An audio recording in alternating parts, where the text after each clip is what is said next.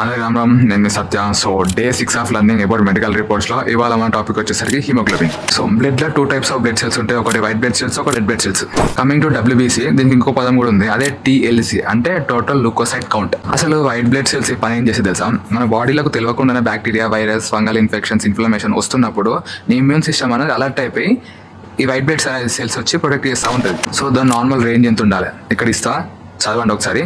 అది ఎక్కడి నుంచి ప్రొడ్యూస్ అవుతుంది తెలుసా? మన బ్లడ్ అండ్ ఒక లింఫటైట్ టిష్యూ నుంచి ప్రొడ్యూస్ అవుతుంది. దాని లైఫ్ స్పాన్ ఎంత, ఒక 13 to 20 డేసే ఉంటుంది అంతే.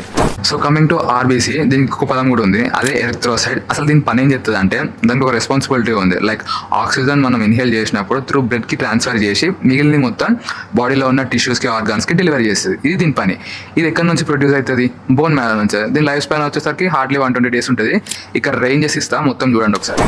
ఎర్ర రక్త కణాలు తక్కువ ఉంటే అనేమియా అంటారు. అంటే ప్రాపర్ ఆక్సిజన్ అనేది మీ ఎర్ర రక్త కణాలకు అందుతలేదని అర్థం. ఇఫ్ ఎర్ర రక్త కణాలు ఎక్కువ ఉన్నాయి అనుకో, దాన్ని ఎరిథ్రోసిస్ అని అంటారు. ఇప్పుడు దీనికి సైన్ ఎట్లా చెప్పాలంటే, హార్ట్ డిసీజెస్ కానీ, కిడ్నీ డిసీజెస్ కానీ, రెస్పిరేటరీ డిసార్డర్ కానీ అండ్ మెనీ మోర్. సో ఇవాళ వీడియో ఇదన్నమాట. ఇది హిమోగ్లోబిన్ పార్ట్ 1. పార్ట్ 2లో ప్లేటెట్స్ గురించి మాట్లాడుకుందాం. ఇంకో వీడియోలో మళ్ళీ కలుసుకుందాం. జై హింద్.